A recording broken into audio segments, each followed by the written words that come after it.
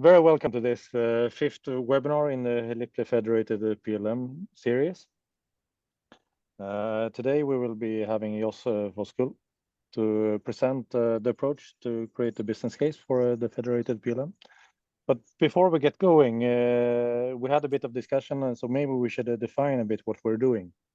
So the Hilipli project, it's a research project in Sweden that we've been running now, the second iteration, so we call it Hilipli 2, where we are showing evidence that you can actually create a federated tool chain for the complete product lifecycle management. So we're proving that it's possible to allow different tools to be integrated to each other, managing both the hardware engineering lifecycle management and the software engineering and the systems engineering lifecycle management across these tools, while still managing or be aware of the configuration management. Because in today's products, with the combined disciplines, you need to manage the configuration management across the tools. So that's what we've been up to, and in that journey, we, of course, technology is very fun. We love technology, all of us, but we also need to have a method to explain to the people with money that this makes sense. So that's why we've been, with the help of Jos, finding a method to create a business case. I would let Jos present himself. My name is Ringenhall. I'm from Linkswork, one of the partners in this research project. But with that, I will hand over to you, Jos. Okay, thanks, Thor. Then I also start sharing in my screen so that you have something to look at. By the way, my background is also one of the important images, I would say, when you talk about digital transformation, because digital transformation has a certain characteristics like being connected, sharing or connecting data instead of sending files around. It's often scalable. You can add and plug in additional capabilities without full systems. It can become intelligent when you can analyze the data that is happening and streaming through the different type of information flows. And the most important thing why companies should go there is because of rapid. People can have immediately information, and instead of being reactive on what something that has happened, they are able to be proactive. And that is the whole mindset of digital transformation in general of a connected enterprise.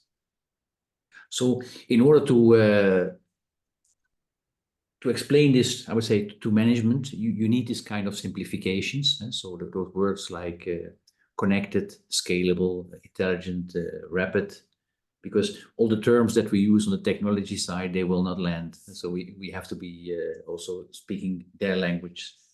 And in order to speak the language of business, together with Erik, Horia, and Thor, we worked on a methodology called the Benefits Dependency Network, which is a kind of playboard where you connect business artifacts with solution artifacts and with business changes. And I'm going to give a short introduction of the methodology first, and then I'm going to explain how we apply this to the Federated PLM case.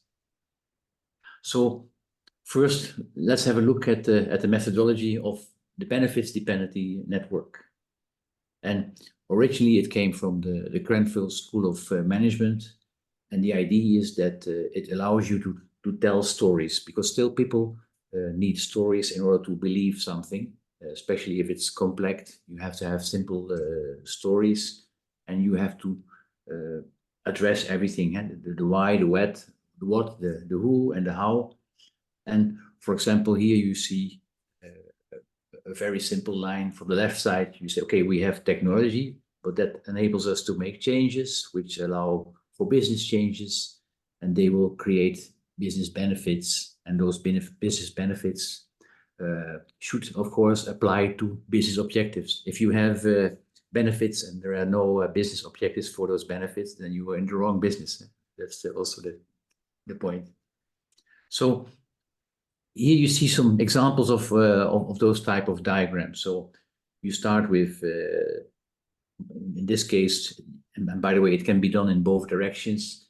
You start with technology and facilities that you have, then the kind of enabling changes they bring, then how they support business changes. And from those business changes, you have benefits. And you try to measure those benefits, because that's where you build your business case on measurable benefits.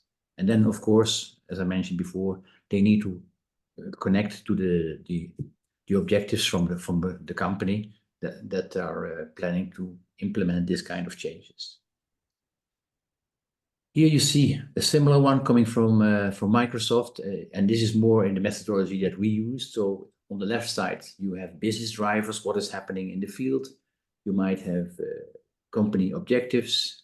You have benefits, and by the way, the benefits in this diagram are say very vague, because there is no KPI, no really way of measurement.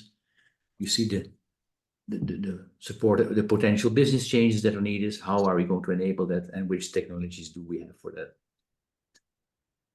So, and it's a playboard. I mean, so you have here arrows, and like a bingo, you can find your own path and tell your storyline, and that is important, because if you meet somebody from business, you start on the business side. You say, we as a company, we want to become a service provider because, and you can go to the left and pick one of those blocks, say, because the market demand is for predictable cost is growing.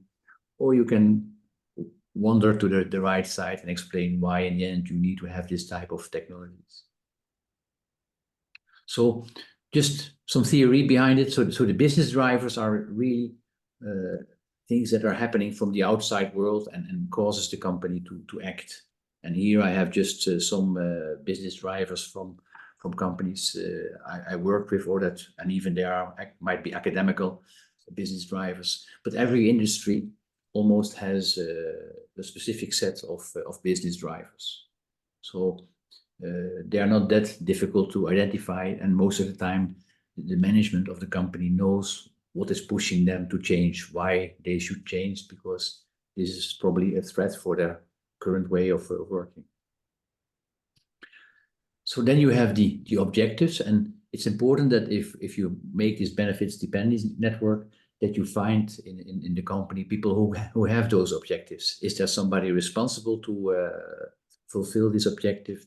Does this person have a target? Because if there is nobody in the company with this objective or target, then you can just scrap it. It doesn't fit in the story. And here you see some of the objectives. And I think the one on the left, like reduce cost, reduce time to deliver, increase efficiency, they are always there. And sometimes they get more priority, sometimes not. They are typical business drivers, but the others are more about business changes, like create more value for the customer, or optimize your product portfolio to become more modular, and so you don't need to have an ETO model. This type of I would say fundamental business changes are more important for this type of business case. Then, what is a business change? And here it is describing the new ways of working. And I learned that the best way to describe business changes is in a from-to, because otherwise it can become more an efficiency improvement, not necessarily a change. And like work more efficient or work faster, where if you look at business changes from silo disciplines to multidisciplinary teams, that's really a business change. Or if you say we have a linear process, now we're going to be more agile, iterative with feedback loops to deliver our solutions. And a critical one, of course, in our space now is from a document-driven infrastructure to a connected data-driven and a model-based infrastructure.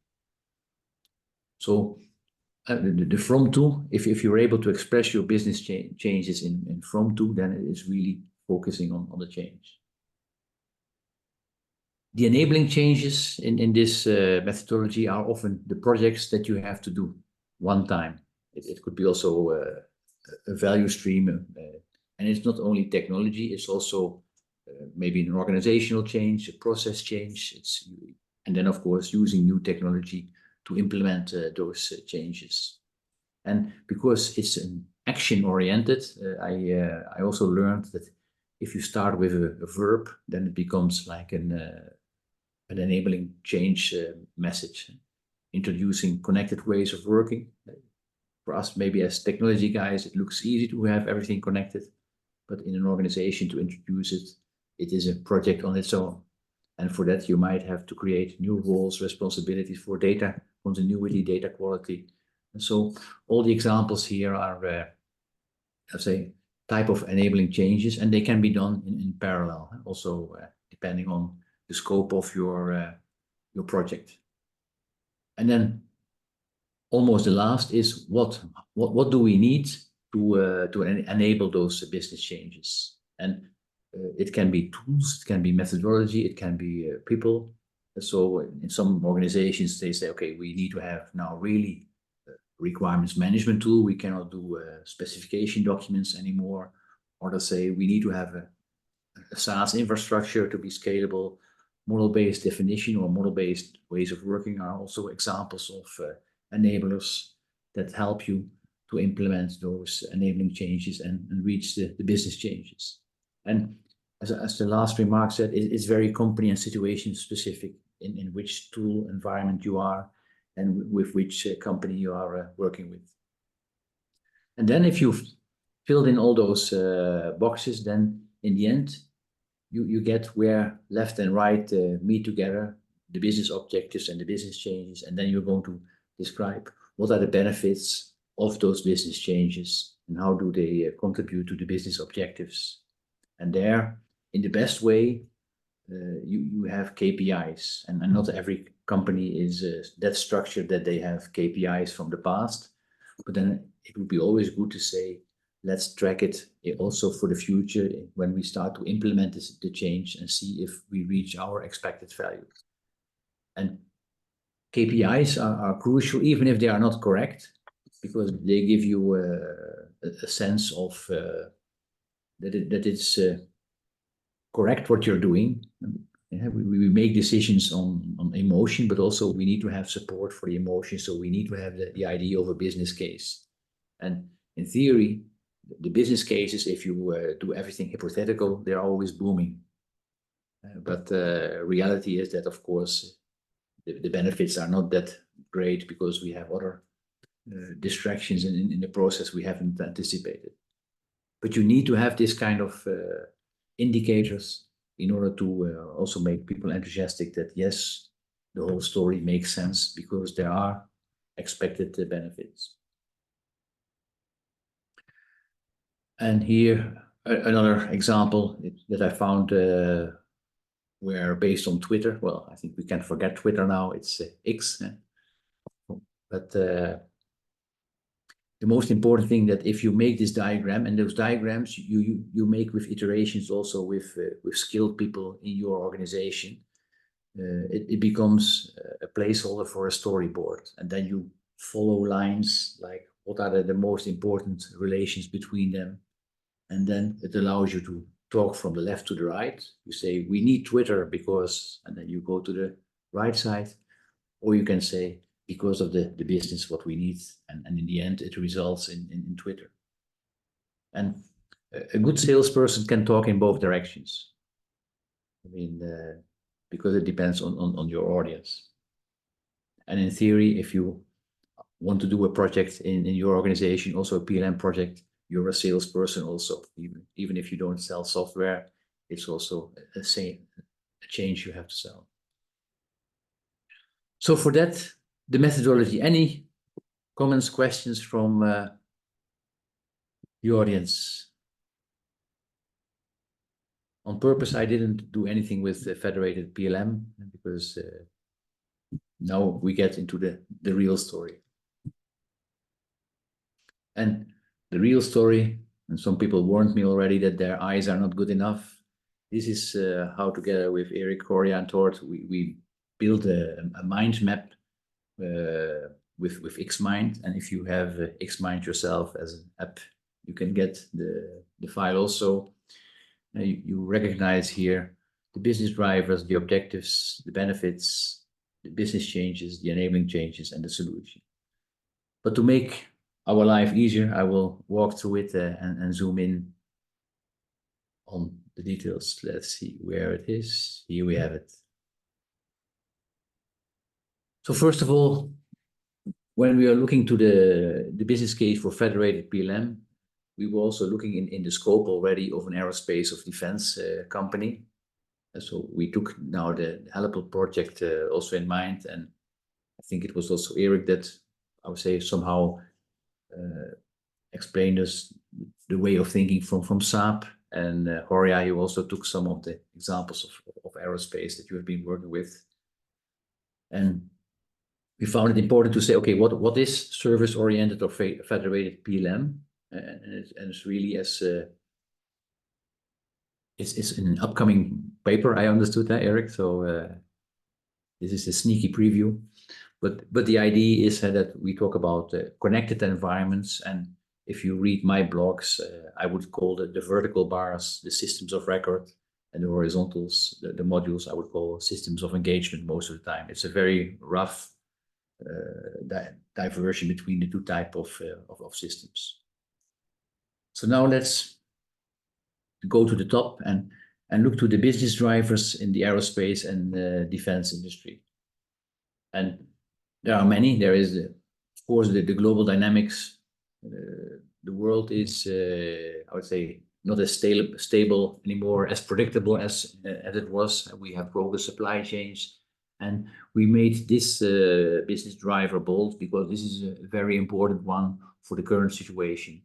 We need to. There is a lot of dynamics in the market, and it is forcing companies to be flexible, or at least the customers expect the companies to be flexible.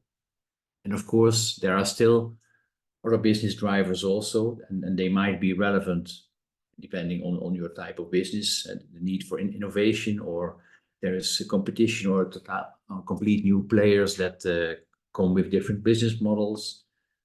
You always see almost in every business now the increased compliance regulations. We have also in Europe the Green Deal coming with more and more constraints in product development, and companies have to act on that. And so the business drivers are all, I would say, trends that are happening in many industries the same, and some are specific for the industry.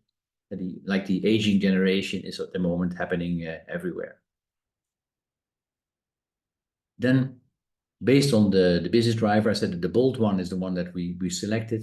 We said, okay, what are the main objectives that we see in companies? And there we have a whole list. And of course, as a company, there are a lot of people involved.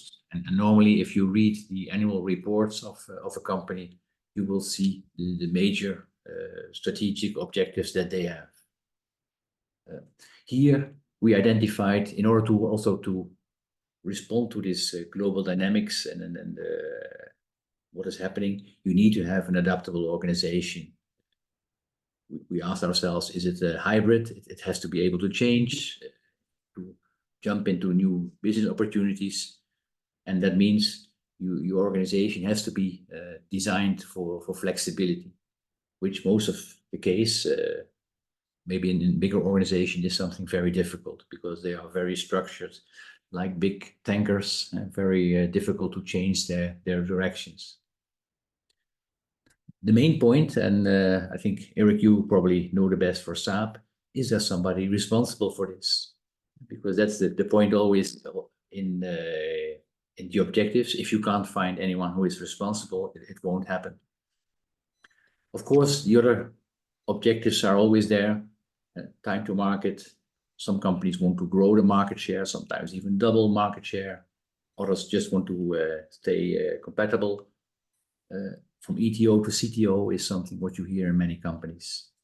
And also increased transparency, traceability. Also, that is much more related to regulations and outside visibility.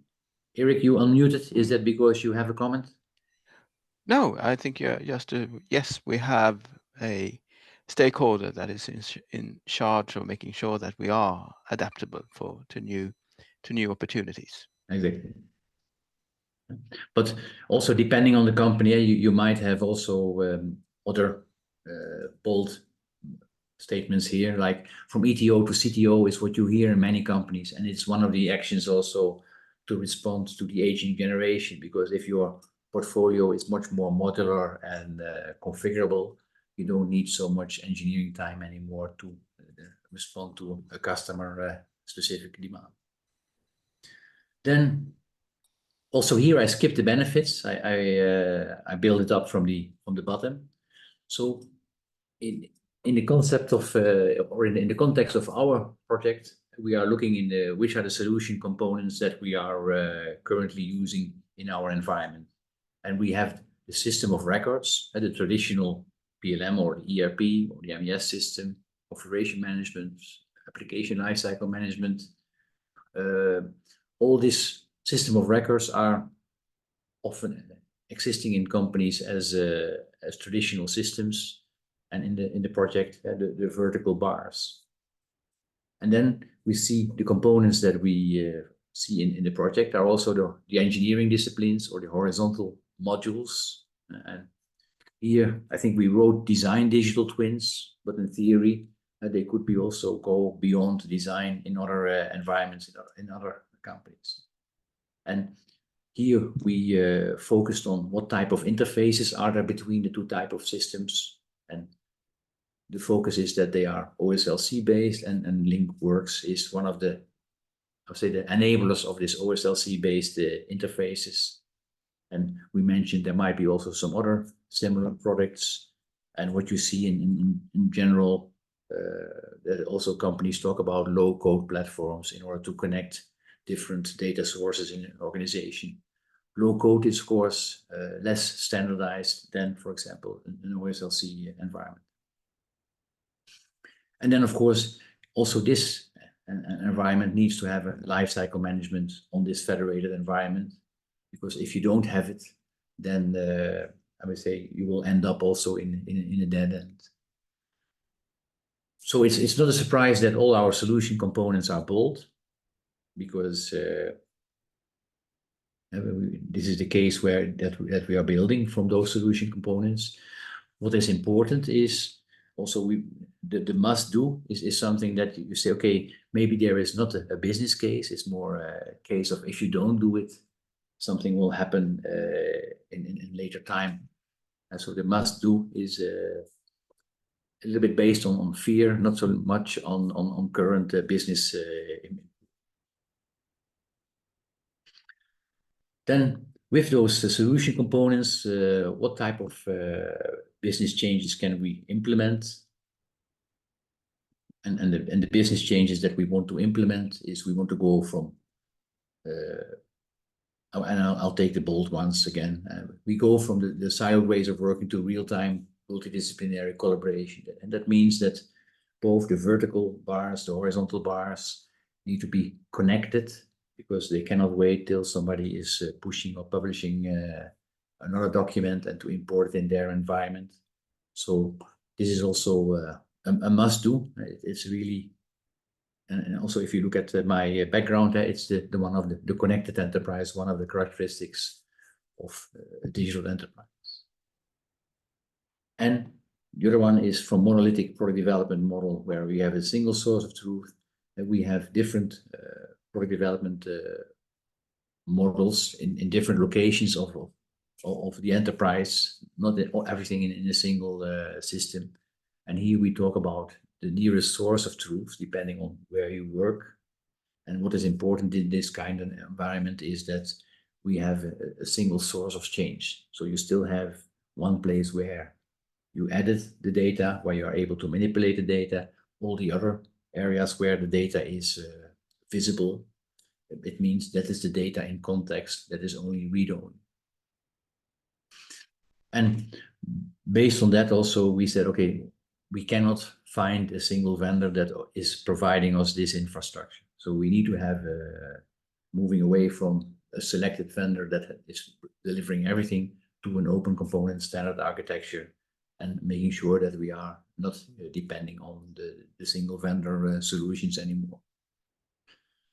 So those are the main business changes that we implement with the federated PLM. And currently, the projects that we are doing to implement that is, of course, the Herbal 2 project as the main driver. And we also discussed in our group that it's important that to work in this type of environments, we need to have the T-shaped profiled people. So not the people anymore that are specialists in a single discipline, either horizontal or vertical, but it should be people that are able to work and to connect in the context of the data in both directions. And I think most of you probably have seen the T-shape diagram. I also read recently something about the V-shape type of people, but the biggest idea is, of course, that you are still a specialist, but you're able to connect your specialism to the bigger picture, for decision making, for timing, for economics. So, and that is the new type of skill, because historically people were assigned as a specialist, not necessarily hired because of their connected capabilities. And with all those building blocks now defined, then we come in the end on the benefits. And of course, those benefits then should again connect to the objectives. So one of the biggest benefits we reported is the reduced development time of new products. And because the information is transparent, and it's really the change from reactive to proactive, and also less iterations and less rework, less issue fixing later in the delivery cycle. And here we only say we cannot give a number because we don't have a fixed company here in mind. But also, as Erik mentioned, the expectations are in this type of area that it's a double-digit benefit.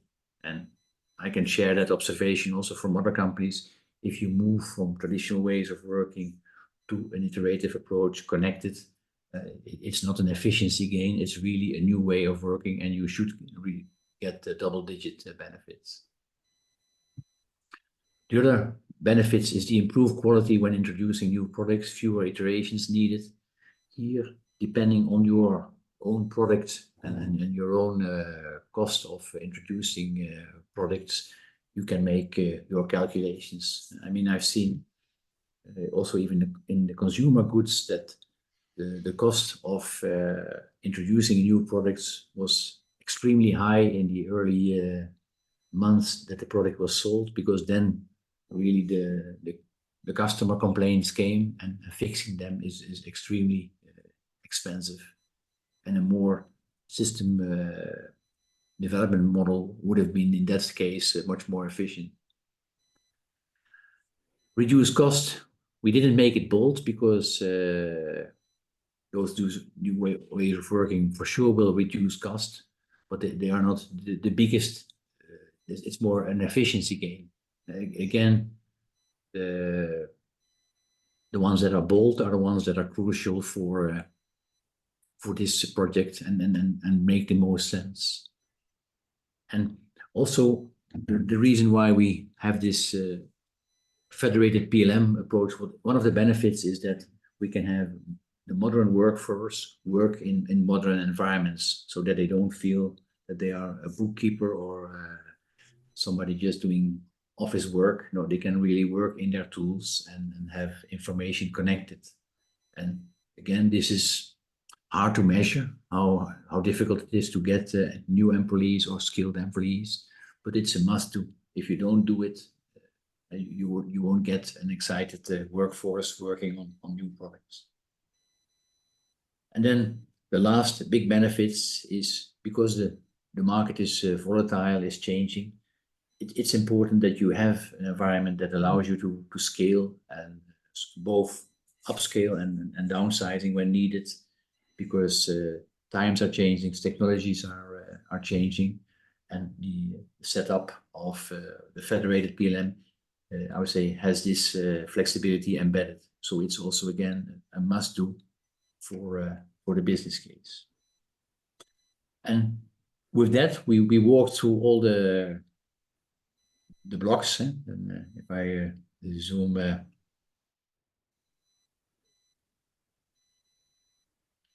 And with that, in theory, we have the full business case.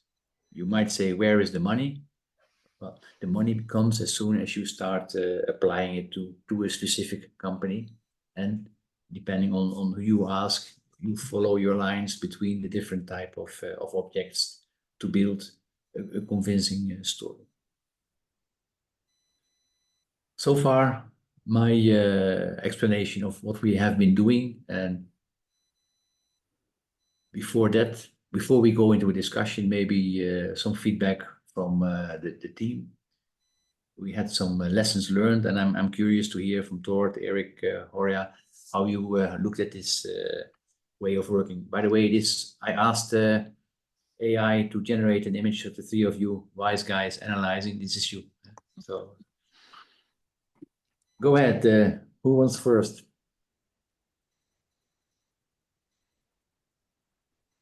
I can go first. We have, from Saab's perspective, we have been trying to understand why we are interested in federations and really put things down. And what you've done, helped us with, Jos, is to provide structure to our thoughts. And it's also now a lot easier to explain within my organization why this is a very important transformation. And not starting with the Genesis model, the matrix, but actually starting with what we need to do within the organization and why we need to do it. So it's been extremely helpful for us. Robert, Horia, any comments from your side working in this way? Yes, sure. So just a few words about where I'm coming from. I'm, let's say, industry consultant working in digital transformation, and throughout the last 2 to 3 decades, I've seen a lot of industries and a lot of companies. So obviously, regardless of the industry, it all comes down to kind of the same, root causes or issues, right? And if I was to summarize in a few words, we see silos all over the place. And I mean, for the lucky companies that do have systems, right? Because, we talk mainly from the point of view of big companies, OEMs, like Saab, for example, right? Since Erik just shared that. But as soon as you go upstream in the supply chain, right, there would be less and less coverage by systems, right? So we complain about monoliths, but a lot of the supply chain, they don't have much, or they don't have anything, right? So what we see silos, and 2 types of silos. Like I call that horizontal silos, which would be silos between within enterprise, right?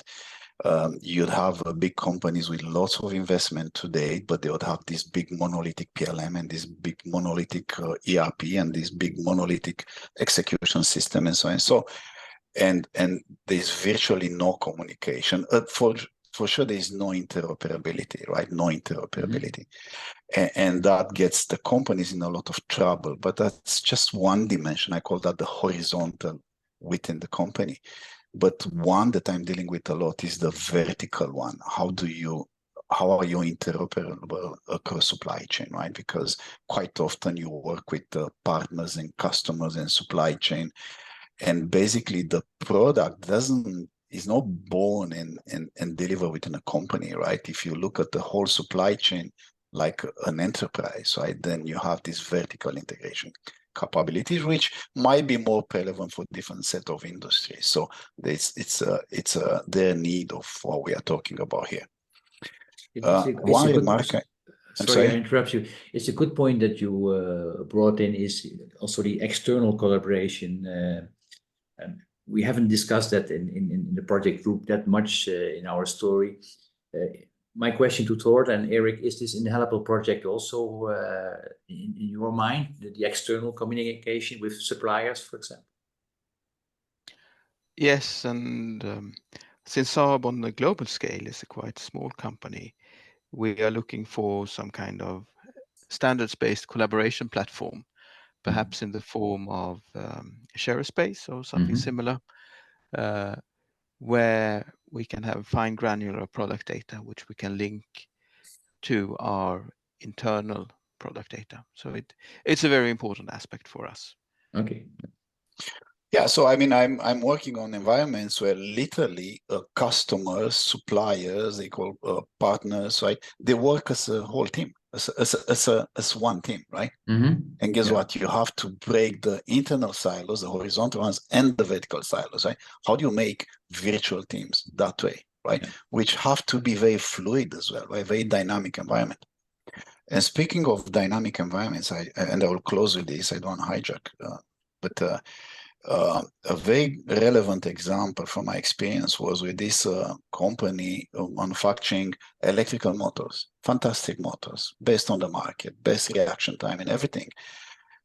And they had everything. They had the silos, but very well automated, configuration management in-house, very good, very, let's say, mature company from this standpoint, but was very rigid speaking about the silos. So it must have been like more than 1 decade ago, right? They lost the Tesla contract for motors for Tesla because they couldn't react to a finite set of requirements, right? So they had fantastic systems, but they were very rigid.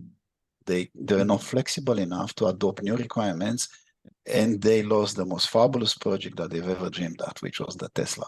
Imagine the scale of that, right? Why? Because their systems were not flexible. They could not adapt. Yeah. Thank you. Okay, thanks, Horia. By the way, are you the guy in the middle here? You look the most the same, isn't it? Oh, no, that is a good-looking guy. No, I'm not that one. No. Okay, Thor, any comments from your side still?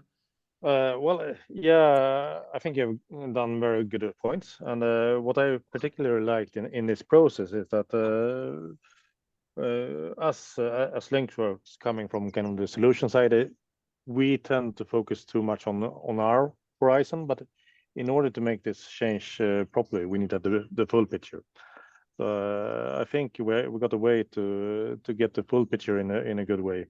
And also, as Erik said, the full picture doesn't stay within the organization. So we need to understand what is the full picture when it comes to the complete product lifecycle management, both within the organization, but also in the supply chain, as well as the customer usage. So how can you actually connect these data is an important aspect. So I think it's been a very enjoyable work with this framework, is my point. And I think we are all working in the end in the framework that is my background, the digital connected enterprise, and we try to be as efficient and as clever as possible there. Which now makes the last 50 minutes time open for discussions. Anyone who has questions, points to add, wants to learn more about the methodology, wants to look into the model for their own use, I think the floor is open. So do we have any comments or any questions or? Yeah, Ricardo here. Good afternoon, everyone. Just one question. I think to set the vision is right, okay, and to set the roadmap is right.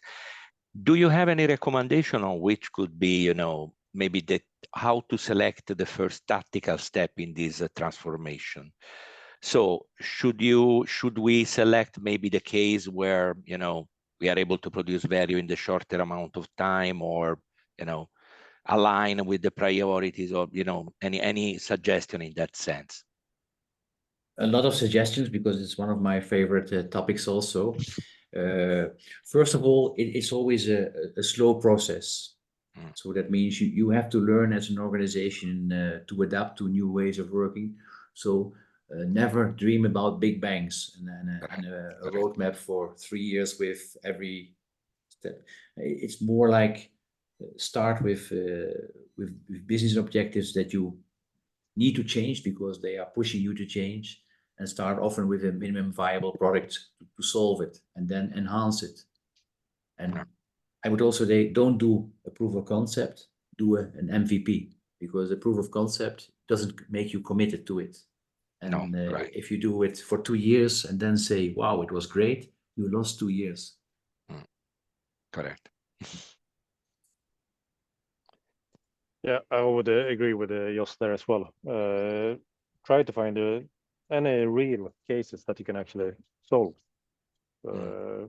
wherever they are. So and then find if you don't call it proof of concept, some evidence that this is actually giving value.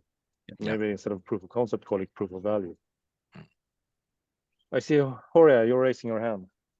Please go ahead. Yes, thank you. So again, from my experience, what I see, back to the silos, right?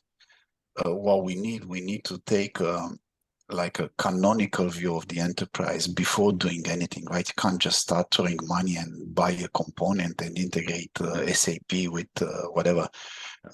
And you need to step back and take a comprehensive view, like a holistic view of your enterprise. And more often than not, I see that we don't have a terminology that is aligned within the same company, right? If you talk to the ERP people or the execution people, right, and the engineering people, they speak different languages. Yeah. For God's sake, they do the same product, right? They sell planes or engines or whatever.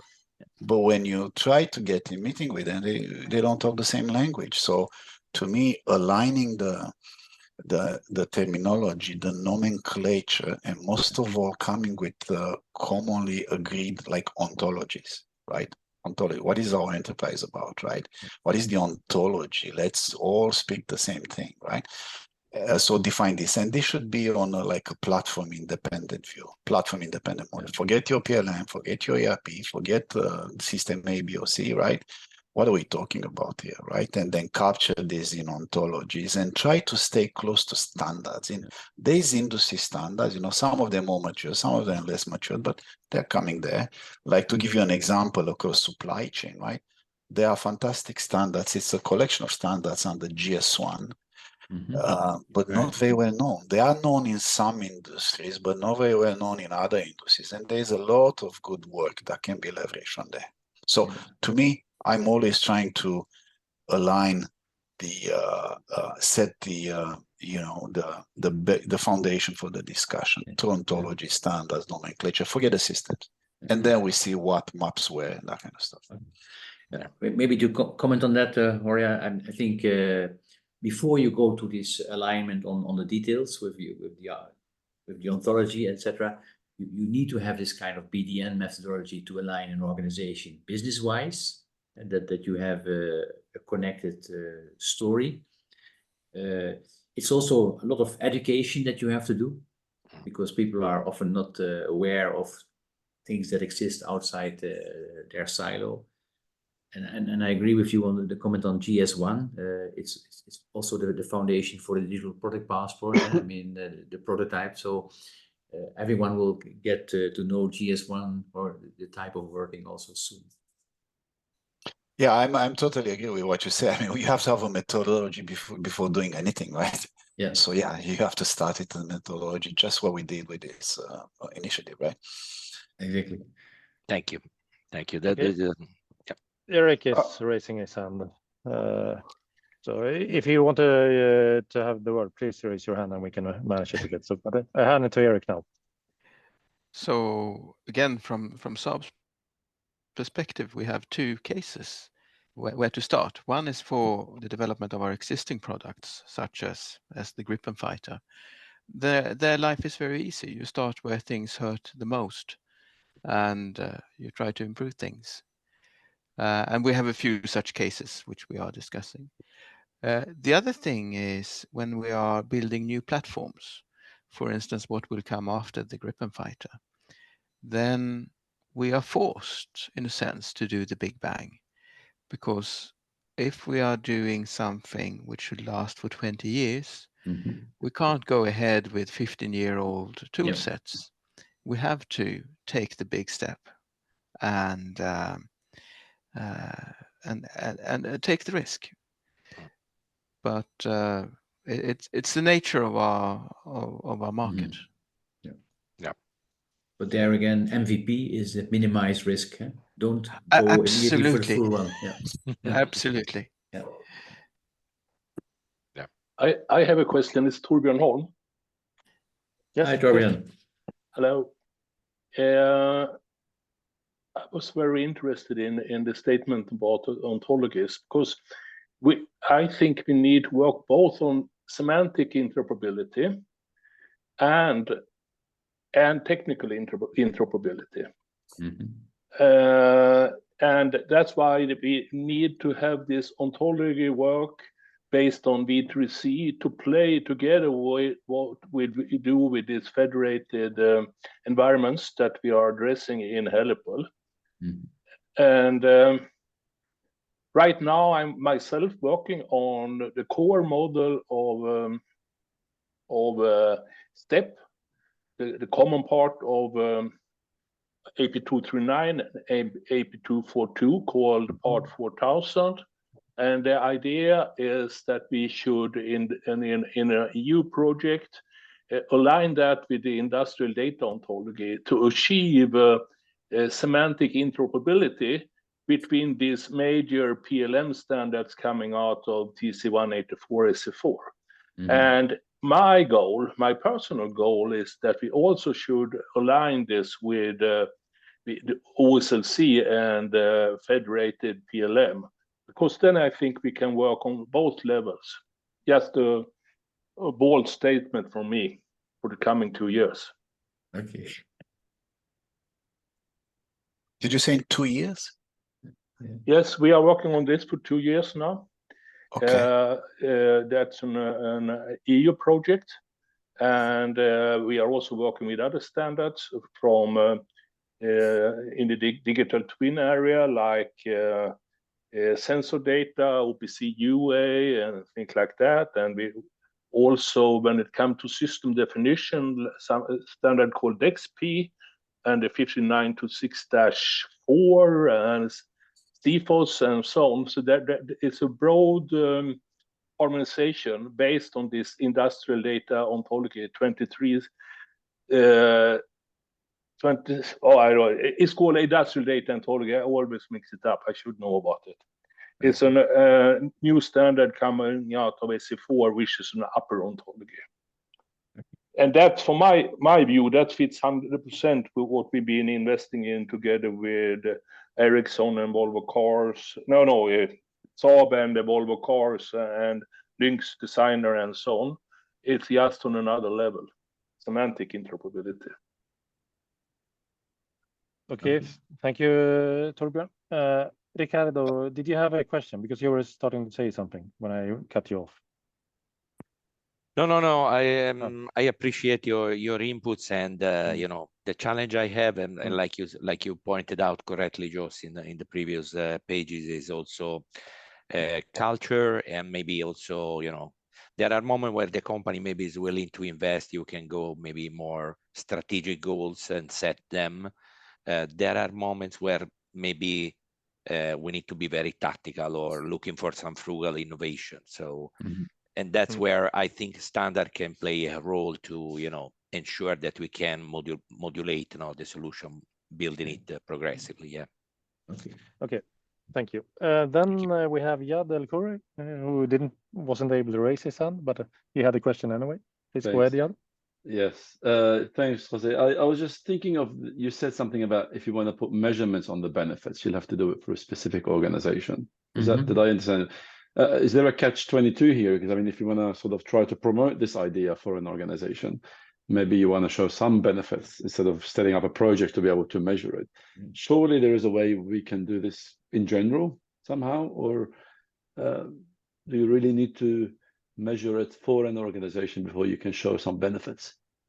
Well, this is often a discussion with the company. Sometimes if you discuss with them potential KPIs, they say we don't have KPIs. So you have to find at least critical KPIs that could prove the new ways of working. And for example, some of those KPIs, they can track from the moment that you agree on them, And then you can see the improvement, because also your changes will not change from day 1 to day 2. I mean, my experience is that it is still possible on all those benefits to agree with companies that this is a crucial KPI on this, like the new amount of employees that we can get. And you can say, okay, so far we had maybe the last year 3 or 100, depending on your organization. This is not good enough. We want to double this, so we're going to put this KPI on this benefit. Reduce the cost of product development.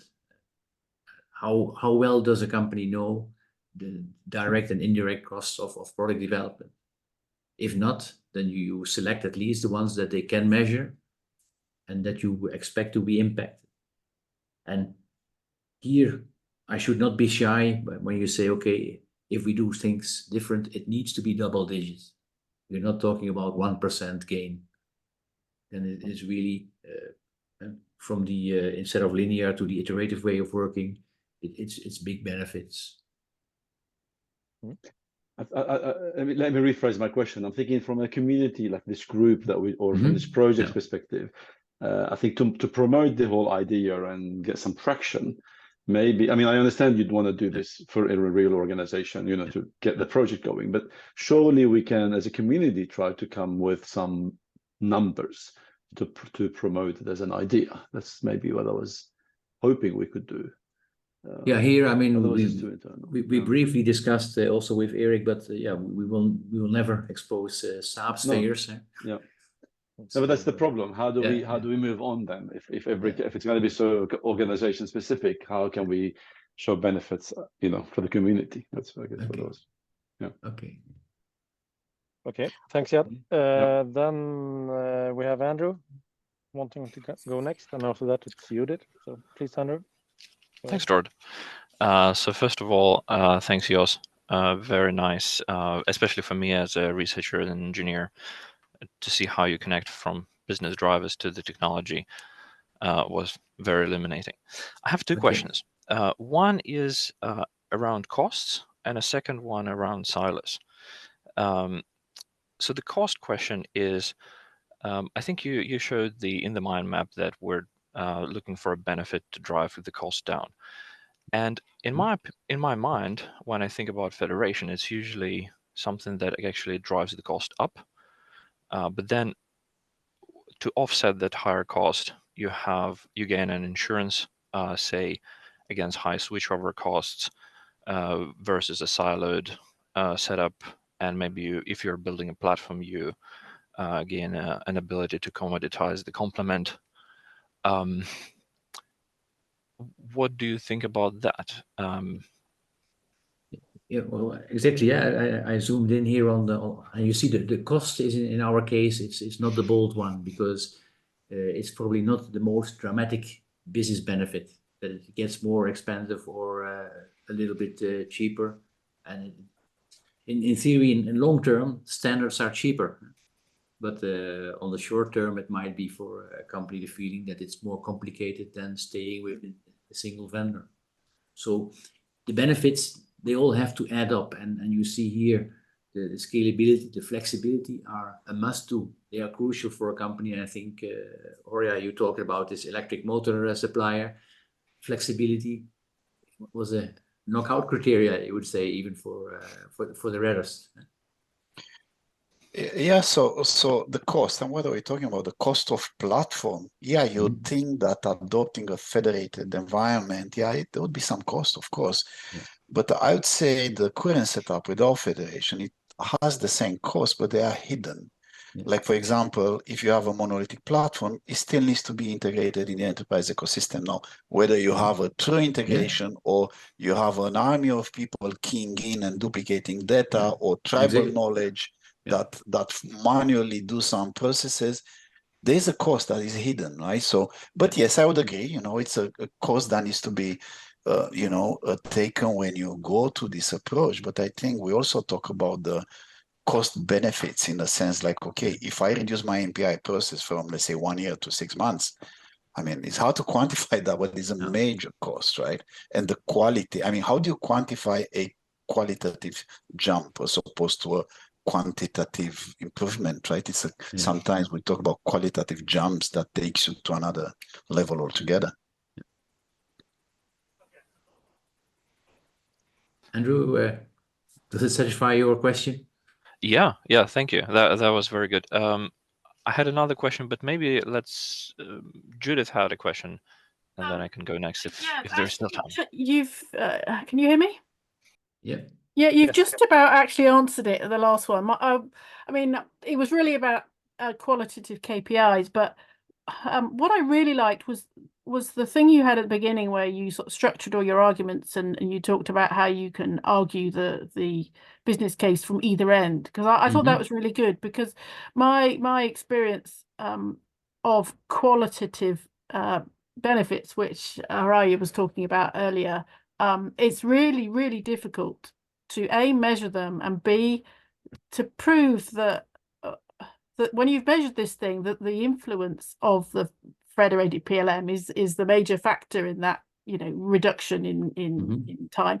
And it was really just, did you have any ways or thoughts how you could prove or argue, you know, the results of this type of thing are due to federation rather than just something else that might be influencing it? Well, the solution components here, the enablers, is the federated environment. That's the foundation of our arguments towards the benefits. So it is based on the technology enablers. I mean, we could have also said here solution component SAP, and then probably this also the pathway to the business changes would be different. So in this way, the story that we built is targeting the federated environment, and the bold ones are the ones that are specific, contributing to that. Others are more generic, applicable in other organizations and companies too. But I think, Jos, the business changes are the ones which really argues for a change to a federated approach. Particularly the bold ones. Huh? Yeah. I have like on the topic, right? So that's why I didn't raise a hand. Is on the topic, just a point of view. How do you justify and how do you quantify? And a current customer of mine, which is a major aerospace company, the way we go when we make proposals for enhancements is we look in the change, in the historical change, let's say last year or so, right? And then we identify the engineering changes that would have been avoided if we had that, what we're trying to do. And they kind of know the cost of an engineering change, and it's a simple math. Say, hey, when we do this, we estimate that 60% of the engineering changes in this domain are gonna be, you know, taken care of. So here's your savings. That would be amazing to have some numbers and a reference on like that for you. So could you write something about that so we can reference it? Because those kind of numbers is what Jos was asking for, I think. I mean, I think there's no one size fits all, right? You can't find a general formula, right? So it's basically. But, no, but if you have some, it's a good example of things that we are looking for. Yeah. Well, I mean, I'll give you like a very concrete example, right? It's some years old, but it was about this MBD, MBSC, and propagating what today is called PMI, product manufacturing instructions, across the cycle, right? There was an estimate for this customer of mine that they said they could have prevented like 60% of the defects in jet engines. 60%, right? Wow. If they only manage the PMI instruction from design, engineering, manufacturing, you know, and boom, right? So if you have traceability of PMIs, they estimated 60% reduction in defects. I mean, that's fantastic, right? Yeah, right. Yeah. Okay, but with that note, which is very good numbers, we are almost only the core team left. So do we have any more questions, or should we? The core team will be able to stay and discuss this throughout the night, I think. But do we have some external parties wanting to add a final question? Otherwise, I will suggest that we say very much thank you for the presentation, Jos. Thanks to the team.